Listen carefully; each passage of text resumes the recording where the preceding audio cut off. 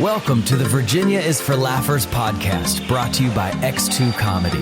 If you're looking to get more out of your Shenandoah Valley experience, then this is the podcast for you. You'll meet interesting people, musicians, and comedians that perform here and find out more about what you can do and see. Whether you live here or plan to visit, listen to explore what makes our unique slice of heaven. Now here's your host, Don Davis Womack. Hello, Laughers. I'm excited to dive deep into the world of the arts, education, and community engagement with you and our guest, JP Gulla. He is the Managing Director of Court Square Theater in Harrisonburg. Today, we're going to focus on their Act 1 education programs featuring live theater and camps for kids to adults. Act 1 brings the magic of live theater and creative camps to the heart of Harrisonburg, providing a unique and enriching experience for aspiring young artists, and as I like to call them, the never too laters. I'm thrilled to have JP join us as he brings a wealth of experience to our conversation, having earned a Bachelor of Arts in Theater for Acting and Directing from DeSales University and a master's degree in Acting and Fine Arts, along with Business Administration from the Catholic University of America. He's not just an accomplished actor and director, but a dedicated advocate for the arts. His artistic journey has taken him on stages across the nation and around the world, enriching communities through his acting, directing, and teaching. Additionally, JP has been an active contributor to the arts scene, having served on the Arts Council of the Valley Board of Directors and various board positions for the Valley Playhouse, now Friendly City Players. Welcome to the show, JP. It's great to have you on today. Hey, Dawn. Hi, everybody. How you doing? I'm so happy to be here. I'm so excited that you're here, too. This is, to me, very exciting. I was an acting major. Well, I started as an acting major at West Virginia University. I didn't know that. You didn't know that? No, but it makes sense, though, totally. Yes, and then unfortunately a family tragedy, had my life go in a different direction when we lost my father, tragically. So I ended up with a graduate degree and undergraduate degree in exercise science because that makes total sense. A little shift there, but hey. It was. I had a passion for exercise and was a gym rat at Gold's Gym back then. And I thought, well, what else do I love and how can I stay near my family? And that's what I decided to do. So now myself being a never too later, doing comedy and performing later in life, film acting and that kind of thing, it's super exciting to me to see that you, with your experience, bringing something so fabulous to our community so that not just the youth that want to explore theater, but those never too laters can also give it a try later in life. So I'm super pumped. I'd like to start with this. Can you tell us more about the Act 1 education programs at Court Square Theater and what inspired its creation? Yeah, so about 2 years ago, we started a summer camp. And we did one that was Shakespeare, and we did one that was musical theater. And we realized when the theater had shut down over the 18 months that the pandemic had hit, we realized that there was really a need in our community for a growing performing art. And we started just opening back up with saying, okay, well, we're going to do camps this year. Out of that, it really stemmed into a really wonderful project for the younger people of our community.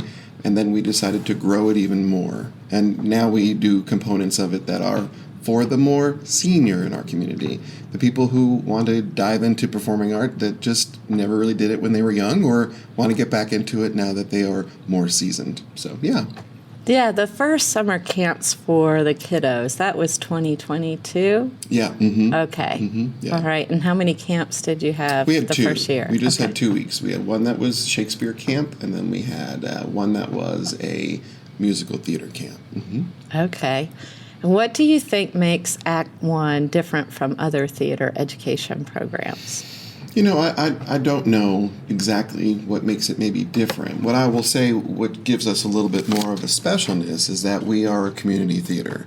A lot of times those particular programs are being held through universities or educational settings that actually, have a whole staff on board that they teach that for a living. We do have teachers or faculty members that are teachers, but the biggest thing about us is that we are embedded in a community theater that does community programming all the time. So that's kind of what makes us a little bit special compared to some of the other camps or programs that do what we do. Yeah, I agree. Could you share some success stories or memorable moments from students who have participated in Act One? Yeah, sure. So, we had our first year of camps, and then after that, we decided to do a full stage musical, and we did Willy Wonka Jr. One of the cool things about when we had done that was we had a little guy who auditioned who was just going into he was in first grade at the time. Aw. And he couldn't read. Oh. So it doesn't mean you still can't act. So we actually took him to the side. I had him work with another more upperclassman to go through the lines in the lobby, and then he came in and he read or he said the lines as if he was reading off of the script, and he nailed his audition. Oh, that's great. And that was one of the most awesomest things, because he kept on saying to me, I can't read. And I said, that's okay. You don't have to read in order to be a performer on stage. That's right. And so that was just really awesome. Another example was when we were auditioning Steel Magnolias here, which is our 60 and up production that's happening in the fall. We had 2 people that auditioned that were either a grandparent or a great-grandparent of people that were in our Act One program earlier. Oh, that's amazing. And so that was really cool. And just to have that, that cycle, that circle effect happen where the grandparents and great-grandparents are coming to audition for the Act One program was man, we're doing something right. You know what I mean? So, yeah. They're like, oh, maybe I can do this too. Yeah, and they both got cast, so it's great. That's really great. Yeah, the Steel Magnolias is one of the live theater programs. Yeah. Mm-hmm. And that's coming up. You just did the auditions, and now the time it will run is the last day of November all the way to the 4th of December. So it runs for 1 week with 5 performances. Yeah. Mm-hmm. Okay. Yeah, I'm sure we'll get into some more details about those programs. Yeah. But in the meantime, I wanted to ask you, how does Act One contribute to the cultural and artistic vibrancy of the community here in Harrisonburg? Yeah, so, a production or a camp or whatever it may be that we do in performing art always caters back to the community. So when you're looking at a production, let's just say, for example, we look at Willy Wonka. I mean, there are costume designers, there are people who are set designers, there are choreographers, there are people who are in the show, so there's a lot of different aspects of what we do. But one of the things that I love the most about how it contributes to the community is that our community here in Harrisonburg is amazing. We're so diverse, and what I do feel like our program caters to is to equity and inclusion. I mean, we have people of all socioeconomical levels who are in our productions, people from all different backgrounds, people that speak different languages, and they all come here to pretty much perform and play on our stage to cater to the community. And then you talk about the people who come and see the performances, the people who come to see their kids on stage or their grandparents on stage or whatever it may be. That's a huge blessing to have that. I always do a thing at the beginning of the show, and I ask people, well, who's never been in our theater before?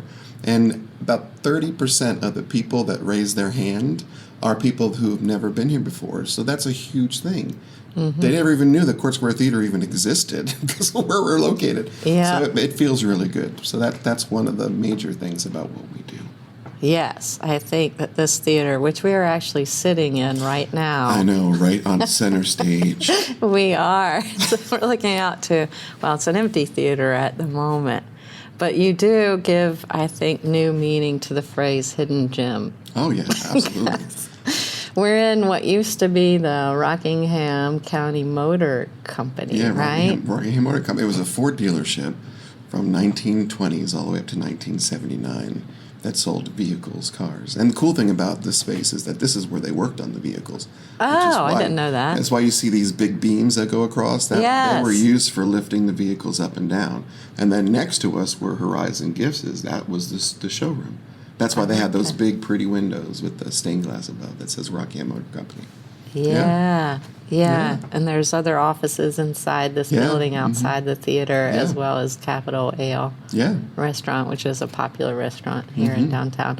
Also, just as a side note, Laughers, if you're coming to a performance here at Court Square Theater, it's a great place to have dinner before the show. Absolutely. Sure. Yeah. Yeah. And then after the show, a couple of cocktails if you want. You never know. Right? That's right. Keep the party going. Yeah. Keep the laughs going, I say. It's either a positive or a negative. That was a good show. Let's have some drinks. Or, man, that was a bad show. Let's have some drinks. Not that I know that. We do pretty good, though. That's really fun. Yeah. I love the experiences that you are providing. And I have actually a tasty experience for you in store today. Can you guess what it is? No. Why don't you tell me? Well, JP, it is scrumptious popcorn from our sponsor, Pre-Popsterous. It's amazing in Shenandoah Valley's popcorn sensation. That's awesome. It's pretty great. I brought you, what did I bring you? Stars and Stripes, I believe. Did you taste it yet? Yeah, I smelled it. Oh my When I gosh, opened the now bag it's up, time to it dig was like, in.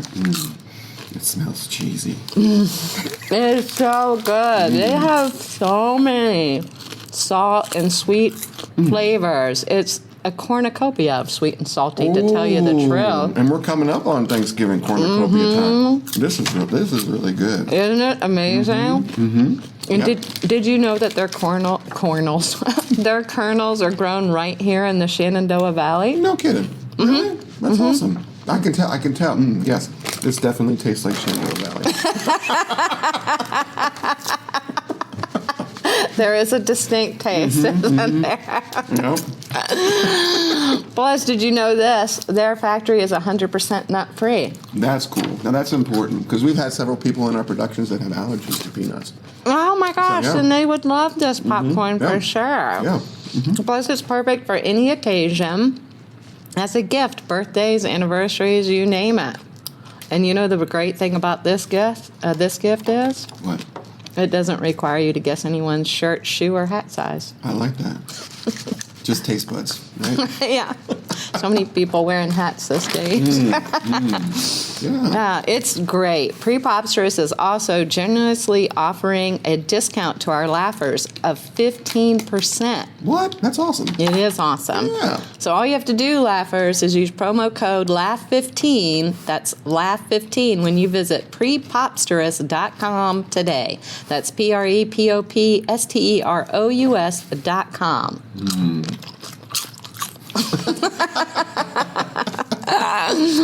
Oh, so good. Well, let's talk about Act 1 some more. Okay.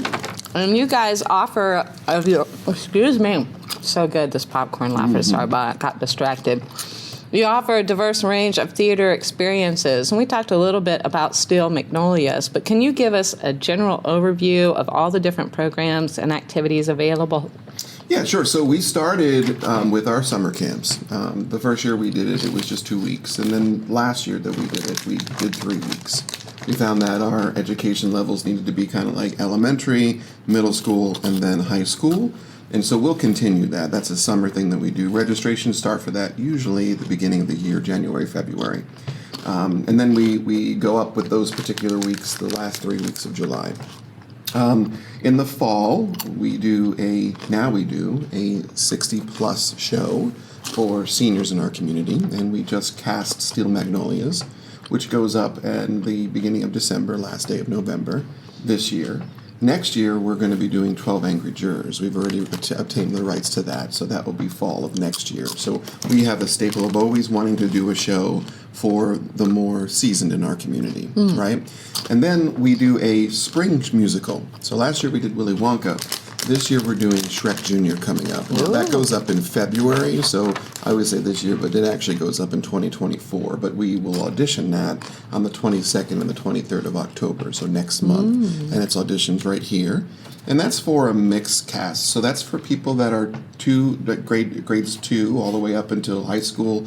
And then we've also cast adults in those shows as well. It's kind of cool because last year we had 3 parent-children sets that were in the show. Oh, fun. So their parents were the grandparents and in the show throughout, and then their kids were in the cast, which is pretty awesome. And now, moving into 2024, we are growing our Act 1 program to have a masterclass series. Nice. And we're adding different forms of art, not just performing art. Now it will be the arts. So we'll be looking for doing some workshops on maybe pottery or acrylic painting or something that's outside of the regular performing art, like textile art, etc. And those classes will take place here on Court Square Theater stage, and it will have probably one every month. But it allows educators in our community to be able to teach their craft, and people who want to experience that craft or that type of art can take place in being in a class. So those are that's a whole growth of our Act 1 experience, which is pretty cool. And so that's going to happen in January of 2024, and it will be once every single month. And we're already starting to look at the ideas of how to solicit for educators or artists and how that's going to be, and then taking a look at our class structure. Yep. Wow, I love that you're expanding it into the arts. It makes sense with the relationship with the Arts Council of the Valley. Yeah, absolutely. I mean, there's also a need in our community for it. There really is. I mean, if you want to learn how to be able to kind of do something and you just don't have the ability, or you're somebody who's an artist who wants to be able to have a place to instruct it, you now can do that, which is really, really, I feel like, fulfilling for our community. Yeah. We're not exactly an official part of Act 1, but we have done our first comedy classes here last summer. And so just to testify and support that this is a great space for being able to offer those type of classes to people in our community that want to learn more about the arts. Yeah, I mean, that was a really, really cool thing. I mean, you had a lot of students, too, did you? Yeah, we had 8 students. Yeah, that's great. Great. And the showcase was phenomenal. Right? I was laughing so hard. We did a pretty good job helping them. You done good, Dawn. Well, thank you. You're welcome. We'll be back next June with our classes here. We have our fall classes coming up in a different location. Nice. But that's only because Steel Magnolias is here, so we want to keep offering the classes, and I love how this community can all work together to support each other. Love that. Yeah. Because it is about that, where it's about helping other people connect with themselves and have experiences that enrich their lives. Yeah. And so this is a beautiful thing that you guys are doing. And it's a beautiful thing that you're doing too. Well, thank you. You're so welcome. Thank you so much. I want to talk about how you tailor, you kind of touched on it a little bit, how you tailor programs to the different age levels. And what I mean by, you touched on it a little bit, you learned from the first round of camps that separating it out a little bit was a better idea and create a better experience for those different age groups. So can you expand upon that for the youth as well as programs you're introducing now for the adults? Yeah, so I mean, you have to look at needs of the community, right? So when we had our first camps that we did, we were like, let's try Shakespeare. Let's try it. What we found with diving into Shakespeare for a week, and that was really for upperclassmen, that was really for high school, was that a week wasn't really enough time to be able to grasp the language of Shakespeare. I mean, it's almost like learning a new language. And so the children got it by the end of the week, but if they had another 2 or 3 or 4 days, they probably would have excelled even more on it. Musical theater is something that is not necessarily easy, but it's a way that you can also incorporate movement into what you do, and there really isn't a language learning issue there. Not issue, but language learning structure to it, right? You're not having to learn dynamic pentameter or anything like that. You are having to learn how to move your body, and you can get the sound into your body and be able to sing, etc. So when we looked at our camps, we were like, you know what, let's just kind of do all musical theater.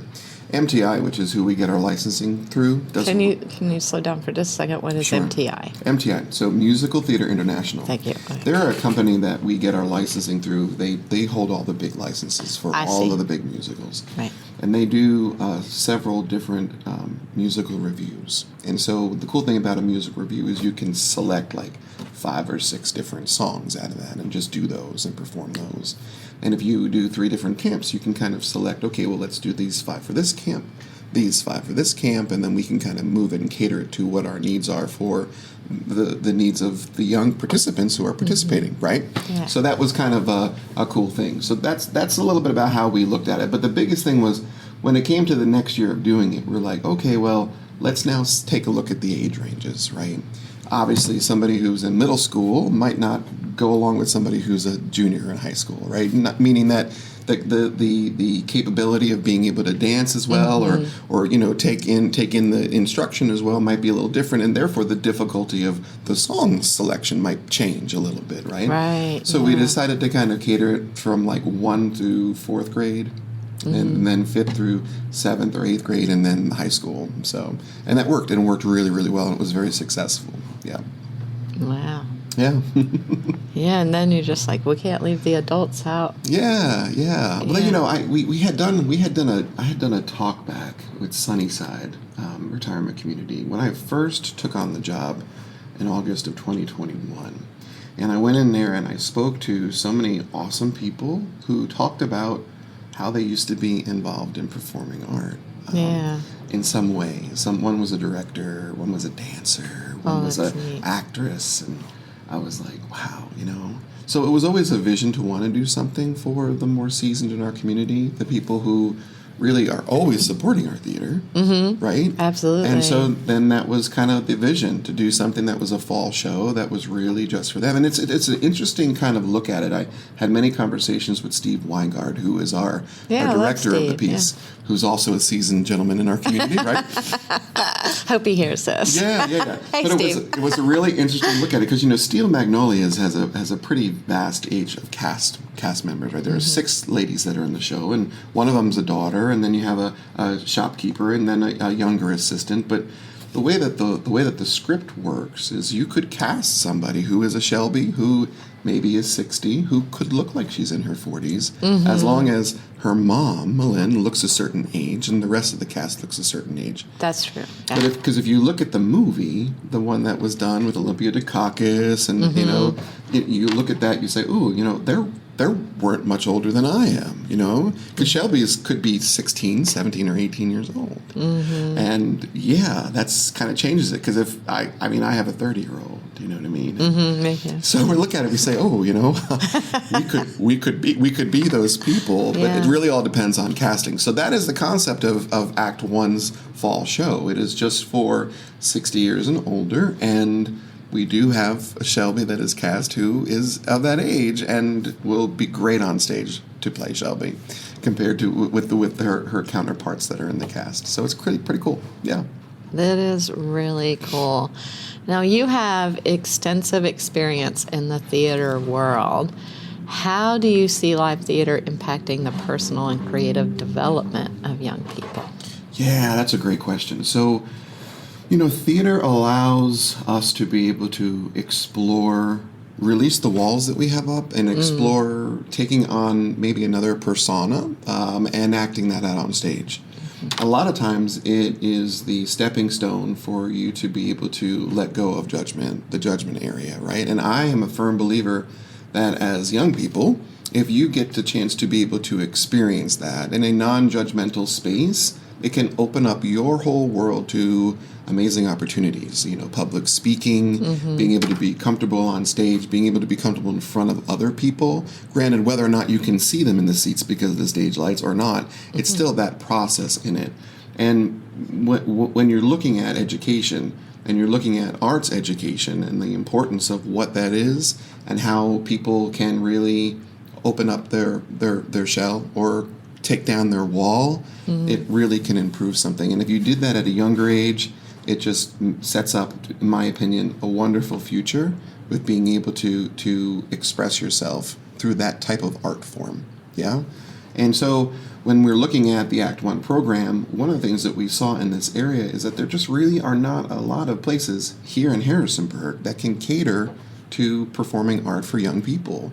Having been a director in the area for many years, doing shows here, a lot of the students that came into the shows that I would cast them in, whether it would be for Annie, when we did Annie with the Valley Playhouse, we had several children that were in that, but they went to theater camps that were like out in like Blue Ridge somewhere, you know what I mean? Out in Bridgewater, wherever it may be, but not here in Harrisonburg. And they lived in Harrisonburg. Right. So the only thing in Harrisonburg that, in my opinion, now things have grown a lot more, but back then when I was first looking at the Act 1 program, really the education is great here. I mean, the public schools are wonderful. You know, private schools are wonderful, and they do a great job. But unless you go to that school, you really would not be able to take part in that type of performing, right? So that's one of the big things about what my feelings are on why arts and performing art is so important for young people and what it can do for them throughout their whole lives. I love that too. I love a lot about what you just shared in terms of how theater can help you break down those barriers and be more vulnerable and take on a different persona and kind of free yourself in a way in terms of being true to yourself and connected to yourself. Yeah, and not only that, but what it does for camaraderie as an ensemble, you know, you're all putting on a performance together, and what that does, uplifting each other. It speaks to unity.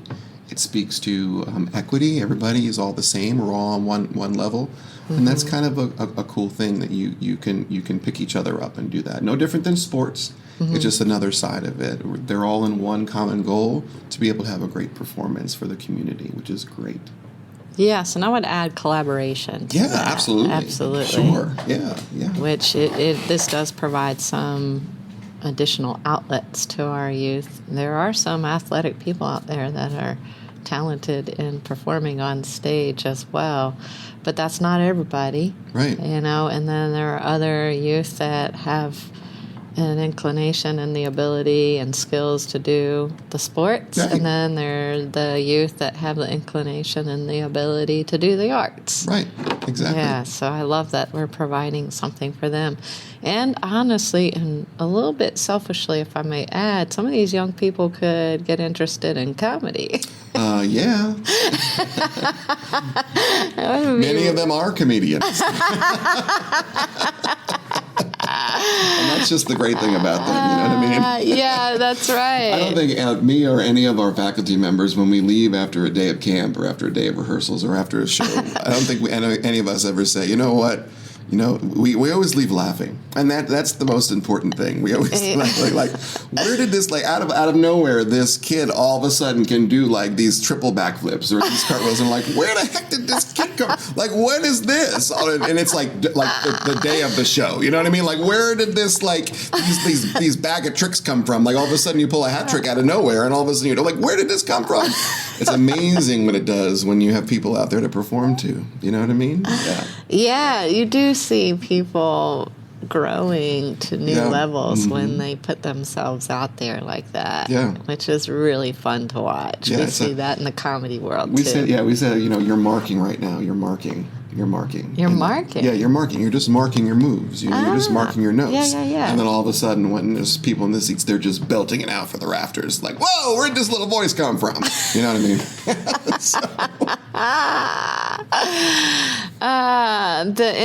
The intersection of arts and education is a powerful one. And how does Act 1 contribute to the broader educational landscape in Harrisonburg? You kind of already talked about that a little bit, but let's think about that on a broader level. What are your thoughts about that? You know, so my son goes to Harrisonburg. He actually goes to Spotswood Elementary School, and they are an arts integrated education track, which is pretty cool. J.R. Snow. Oh, J.R. Yeah. He kind of took with the Kennedy Center, and they have a school that is just designed, you know, for arts education with that, which is pretty cool that Gino's in that school. And you know, he learns so much through arts, right? So, like, when he has to go to the bathroom, there's a certain sign that he has to put up that says that I have to go to the bathroom. Or if he needs to be quiet or whatnot, you know, there's a certain sign language that a teacher would go ahead and express through body movement of what that particular thing is. Or when he needs to express certain emotions, he does that through either sound or singing a song or drawing. And it's really important to be able to express that. And so with what we do here, It's very similar to that. Whenever we first come to rehearsal, we have a check-in, and the students express maybe what they're feeling that day and how things are going. Are you feeling like you're excited? Are you feeling this or feeling that? And it's just a small touch, and it's not anything that's like over. We don't want them to express everything that's going on in their life, but we can kind of gear. Okay, well, this student needs a little extra love today, right? Mm-hmm. Or this student is really excited to go. They need a little bit of let's just pat them on the shoulders and be like, okay, chill out a little bit. You know what I mean? So that's really important. But being able to express those feelings and those emotions are important. And I feel like as young people or anybody, having the ability to work through our lives with expressing our emotions is important. It's how you do that, which caters to the Act 1 program. We do that through performing art, right? And now moving into our expansion, we do that through all different types of arts. So yeah, I guess, does that answer your question or no? I think it does. Okay, great. And just for some context for our laughers, Gino is your son, and how old is he? He is 6 years old, and he is in first grade. He is a Stone Spring Eagle. It was awesome. We went to school the first day, and we arrived, and there was an eagle mascot there, and Miss Booz was there, and Mr. Buns is the principal, and Miss Booz is the assistant principal, and Dr. Richards was there, and it was just amazing. It's an awesome school. Yeah. So good. Not to say that I'm biased, but you know what I mean. Parent bias. It's for real, people. And it's way okay. Yeah, it's way okay. Alternative, That's for right. sure. That's right. We love the parents that care. Yeah. That makes a difference in this world, for real. Yeah. And, we pull up every morning because I drop them off at school, and we get out and we do a little dance. You and Gino? Oh, yeah. I turn the music up, and I don't know, it might be on the rock station or some dance station or whatnot. We do some dance moves, and we get ready to go, and Miss Booz is usually there, and sometimes she joins us, and we dance, and that's how I send them off every day. It's different when I pick him up, though. He's very quiet when I pick him up. So I'm like, what did you do in school, kid? What's going on? He doesn't usually tell me exactly what until later on. You know what I mean? Oh, we did this. I'm like, okay, great. His mind is just probably just kind of overworked. Stimulated. Yeah. So. Has Gino taken the summer camps? He did, yeah. Okay. He took summer camp this year. What did he share about his experience with you? He's one of those young ones who, he was a rising first grader. Yeah. So he really, he didn't know how to read yet. Oh, was he the one you were talking about earlier? No, he was not. It's a different one. That was a different one. Okay. Yeah, that was a different young guy. Okay. So he really he enjoyed the camaraderie. It was the first thing that he kind of was able to experience being around other kids. His kindergarten, he was homeschooled. Okay. So he wasn't around children a lot. He was here and there, but we homeschooled him for certain reasons, mostly because of the pandemic and stuff in kindergarten. So it was a great experience with him. But this first time with a whole bunch of kids was imagine that in a camp. With 30 other little elementary kids, and now you're learning how to dance and how to do this and do that, and he was great by the end. He was doing cartwheels and this and that and singing solos and being picked up because he's small, right? So he was being lifted in the air and moved all over, and he just loved it. But that's one of those examples of he really understood what the concept was when mommy and daddy were in the audience, watching it, right? When grandparents were in the audience, when people were out there, then he became the big ham. Right? You know what I mean? Because then he understood, okay, well, I'm actually trying to learn, consider yourself, how to say the words and say the lines, and this is why. You know what I mean? So he's a performer, that's for sure. I think he gets it on us. Gets it from somebody. Not from his mom, I'll say that. Is she not into performing? Well, she's a realtor. So, she's all business. Some realtors perform now. She performs. She has that, hi, it's Amanda Gulla. She's got that realtor voice, you know what I mean? But she's on. When she's on, she's a great realtor, but she would be rather backstage than on stage. Yeah. Oh my gosh. Well, you yourself, speaking of performing, have a rich background in acting, directing, and teaching. How do those personal experiences shape the way you lead and develop the Act 1 programs? I think a lot of it is through understanding. So, if you have never been an actor on stage before, or a director in the midst of it, or somebody who's been through an education on different collegiate levels, you don't many times understand what the eyes or the perspective of the student is, right? Or the actor is, right? And so I always say that as a director, I'm an actor's director. Like, I understand, what the feelings might be about having to do this particular dance move, or do this particular monologue, or break down and say these particular things, and what when we travel through the language of the script or the storytelling, what that might be, and how I can understand how that person is feeling. I can understand how you, as a comedian, are feeling on stage when you might not get that laugh from the audience, right?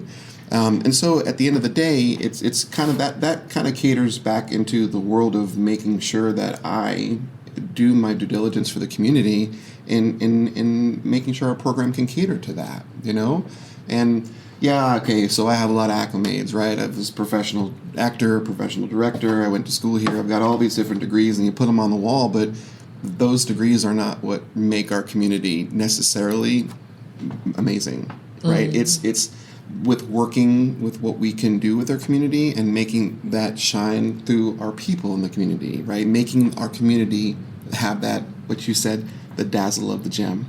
Yeah. And so I make sure that all of our teachers follow that, all of our faculty members follow that, and they all have the same mission of making sure that those particular goals and those particular teachings and the ways of Act 1 are portrayed throughout our programming. So yeah. Yeah. The dazzling hidden gem. Yeah, man. That's what you got. I don't know. Well, I would say, probably a ruby. Why do you say ruby? Well, look at all this red out here. You kidding me? Yeah. I mean, we've got red seats, red walls, red sconces, red everything. Our curtains are red. You know what I mean? Yeah, that's typical for theater. We got some green accents going here. The ruby of downtown. It's pretty good. You can name a seat, too. You still have that going on, right? That's one of our biggest fundraisers. Yeah, you can name a seat, and then you get a plaque on it for the rest of the time that the theater is here. Yeah. I always have that seat. Have you and Chris named a seat yet? Not yet. We should talk about that, darling. We should talk about it. The Funny Womax can have a couple seats. Yeah. You can have one that says whoa, and one that says Matt. I'll have to talk to the prof about that. I will. That sounds good. What challenges, JP, do you face in launching and sustaining Act 1, and how have you overcome them? Yeah, so, doing what we do, it costs money. Imagine that. Yeah, so like Willy Wonka, the rights for Willy Wonka was around $3,500. The rights and the music for it, and luckily we were able to break even with that production and not lose any money because we did sell tickets to it, right? Our camp, we were very blessed that we, this past year and last year, were given grants for scholarships. Oh, that's great. Yeah, we do scholarships every year through that particular program, and so people can apply for the scholarships, and we have a whole panel of adjudicators who decide and determine who gets what and all that kind of stuff. But so those are ways that we kind of help our community in a major way too, right? But everything comes down to, profitability and whether it can be sustained. And one of the things that we look at is, well, what can sustain an education program? Obviously making sure that you get butts in the seats for your other program that you have. And that's one of the reasons why we do a lot of different partnerships. Like we have one with X2. Yeah. Yeah, and because X2 Comedy is very successful here. And it's 2 years that we've been having it, yeah? And so that helps us to be able to put more butts in the seats, to be able to... Sorry, that was my phone. That happens when we do recordings. You know what? We just make it a part of the show. Now back to our regularly scheduled program. Exactly. So that's how we make it up. So the first year was a little bit hard, and then we found out, okay, well, we're doing really well. So that allows us to be able to add more and grow more. And but it's all about how the success of the other programs are. So you know what? If you come and you see an X2 comedy show, or if you come to the theater and you come see a concert, or you come to the theater and you see a movie, they're also helping our community by giving back to the other programs that we do as well. People don't think about that. Yeah, you're coming to see a show. And so when you come and see a show, buy a popcorn, buy a soda, because all that money goes back to helping our theater to do other great experiences for other people in our community. And that is a true community theater. Yeah, and I would just want to add to that, because that's something I was just sharing with one of the X2 Comedy fans yesterday. They were, on the phone with them talking about something. And they just talked about and raved about the show and how much of a good time they had. And I said, I just love that you came, but know that when you do, you're really helping us develop the local comedic talent here, because it's a completely different experience to be at an open mic, and those are necessary for a comedian's growth for sure, to work out new material.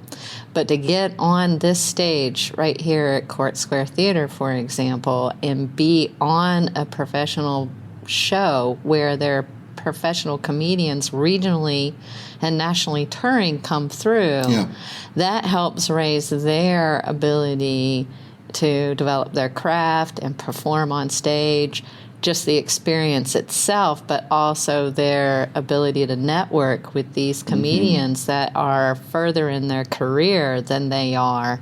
So you are doing so much more than just coming to a show when you buy a ticket. Exactly. You're really helping the performers, get better at what they do and get better at what they're talented at doing. So you're part of a much bigger picture. Yeah.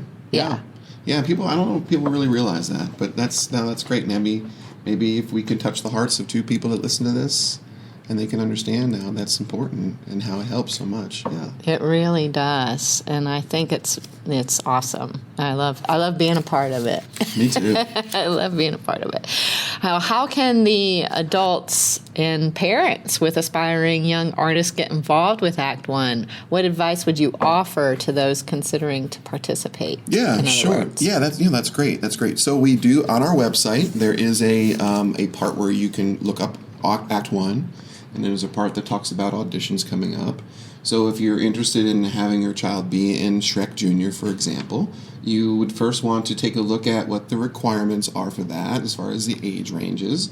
And then, start prepping them on, a monologue. I always think that as an actor or a young person who's a performer, you should always have something ready to go for any time that somebody wants to see your talent, right? Because as an actor or a dancer or somebody like that, the only thing that is your tool is yourself. You know what I mean? So having some moves or having a song ready to sing or having a monologue ready to go is really important. It doesn't have to be very long, because by the time you sit down with the director like me, I'll probably give you some direction and say, like, okay, now do the monologue again, but try to do it this way, yeah? And let me see what it looks like, and just to see if they can take direction and how good they are and how they can spin that, because a lot of times people put that block up, right? Right, yeah. So that's one way. Another way is always to reach out to us. Any of our faculty members can help. Try to talk to you about how to get involved in what we do. I just had a message 2 days ago about a parent who just recently moved to the area with her kids and how she wanted to understand what Act One was and heard about the camps because of some of the students that are in her daughter's class and asked about how to get involved with Shrek. And she just sent us a message on our Facebook Messenger. You know what I mean? So there are always ways that we can kind of help you and guide you to the way that will help your child be involved in something like this. I will say that when you're involved in Shrek or Willy Wonka Jr., that's a free educational program for your child. Yeah, there's dedication and having to come to a couple of nights of rehearsal and having to have the dedication to be on a show. But you don't have to pay for that experience. Like, that is 100% educational experience and how to put on a show that is fully free, which is pretty amazing. Different from the camps, because we have more instructors during those camps and more of a syllabus or a curriculum. But with the Act One show that we do, that's a free experience for them. And I can't think of a better way to be able to take out a professional headshot, learning acting, learning how to have camaraderie on stage, putting on a show, than to be in something like that. Yeah. Okay, so if I heard you correctly, the camps have a class price, I guess, a camp price. The camps have an enrollment. And then the adult programming. Of both programming is free. Yes. So with Steel Magnolias, the experience, they're not paying to be a part of that experience. It's their time. It is their time. They're getting a lot out of their time. Yeah, absolutely. I see. And then the Shrek Jr. show is a free show for them to be able to kind of experience the art form of performing art. And it doesn't necessarily have to be on stage. It can be off stage too. If you want to learn how to do costumes, you want to learn how to build sets or design sets even, or you want to learn how to run sound. I'm all about, having somebody sit down and instruct them on how to do that, So, yeah, it's pretty cool. And on your website, Court Square Theater, that's theater with an ER.org, I went to the Act 1 tab. Is there a way to click on the website somewhere if you want to get involved with Act 1? So what would you recommend? We can put that up. So okay. We can put that up. We can put if you want to get involved in Act 1, you email this address or whatever it may be, or we can do a Google form. A lot of the times when people want to be involved in, let's say, for example, Shrek Jr. or whatever, we'll do a call for auditions or a call for production team where we'll say, okay, well, we're looking for people to help with costumes, or we're looking for people who want to help with designing set, or we're looking for actors and actresses and little people to be in the show, and or big people, whatever it may be. And so we usually do those particular things, and there's a part where you can email for more questions on that. So we could put something on our website that talks about, if you have more questions or how to get involved. It's just, we're so segmented in what we do. So Act 1 is a very large project, right? And out of that, there's probably about 4 different divisions of it, right? You've got the new masterclass series that's starting. You've got the Shrek show, which is a spring show. You've got the fall show, and you've got the camps. And so I was just talking to Leanne, who's my assistant director and assistant co-founder of the program. And I was like, do you realize that we audition Shrek Jr. in like a month? And we just felt like we just finished the camps, you know what I mean? And she was like, I know, right? It's like, so it's exciting, but it's also kind of like, woo, on to the next thing, you know what I mean? So, because, when you rehearse a show, especially when you're dealing with people, a cast of 30 or so, that's a good 3.5 month rehearsal time. You know what I mean? So, yeah, by the time that we finish the show, then we're going to start looking at getting registration to go for the camps. Yeah, and you put those announcements, I know, on social media through Court Square's Facebook and Instagram. And I think, and you can correct me if I'm wrong, but I think you also put those announcements if you're on the Arts Council of the Valley's newsletter list. Yeah, so, right? So the Arts Council has a newsletter that goes out once every month. Court Square Theater has a newsletter that goes out once a week. Okay. So whenever you buy a ticket, you can click a little button that says you want to be a member of that. Or when you go to the website, there's a pop-up that pops up at the top that says join our newsletter. That's one of the easiest ways to be able to see exactly what happens and what's going on. There's also a part when you go to the website, underneath the pop-up that pops up. Let's say, for example, you say, oh, I hate pop-ups, and you click it. Yeah. There's also a part where you can subscribe to the newsletter or subscribe to our calendar, which shows you all the events that are happening at Court Square Theater. It goes right to your phone, like a Google calendar. It's pretty cool. See, that's wonderful information. Technology is an amazing for sharing thing, that. Well, let's get some more specifics as we wrap up here. Sure. We've heard about the newsletter. That's a way for the Laughers to stay updated. Now, how can they stay updated on Act 1 through social media? What are the handles for your Facebook and Instagram? And is there a TikTok? We do have a TikTok. Yeah, okay. We do. We don't post as much stuff on there. I mean, it's hard to find content for TikTok, you know what I mean? Yeah. But we do have a TikTok. It's Court Square Theater. Okay. We do have a Facebook page. It's Court Square Theater. And we do have an Instagram, which is, yes, Court Square Theater. We just make it really easy, you know what I mean? We do. Oh, that's amazing. Oh, this has been great. Thank you for coming on the show, JP. It's been super fun chatting up all things Act 1 at Court Square Theater today. I love all that you guys are doing and offer here. It's been exciting to share it all with the Laughers today, so thank you again so much. Oh, thanks for having me, Dawn. I really appreciate you and what you do for the community as well. Oh, it is fun. I'm about ready to snack down some more of this popcorn. Let me get this popcorn. You snack down on that while I close this out. Laughers, you too, or the kids in your life, can experience the world of arts, education, and community engagement with Act One. For more information and details, visit courtsquaretheater.org. That is theater with an ER.org. And snag that discount on Pre-Popsterous popcorn using promo code Laugh15 at prepopsterous.com. That's prepopsterous.com. That way you can munch on it when you join me on next week's episode. And lastly, and most importantly, thanks for tuning in, Laughers. Out of all the podcasts out there, you picked us, and we think that's pretty darn special, just like you. Until next time, keep smiling. Bye. Thanks for tuning in to this episode of Virginia is for Laughers podcast, brought to you by X2 Comedy. We'll be dropping a new podcast every Wednesday, so check back for another uplifting episode. Come to an X2 Comedy show or let us bring one to you. To find out more, head to x2comedy.com. Be sure to share this podcast with a friend, and until next time, cheers.